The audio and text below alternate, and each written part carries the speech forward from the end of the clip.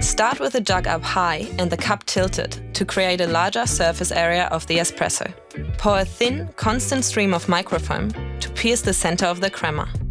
As the cup starts to fill, tilt the cup more upright so as not to spill. Then bring the tip of the jug close to the surface of the milk, almost touching it. At this point, a white dot will start to appear. Pause, then pour again, very close to the surface. Repeat 2 to 3 more times, creating arcs. Then pour through the arcs, lifting the jug to finish.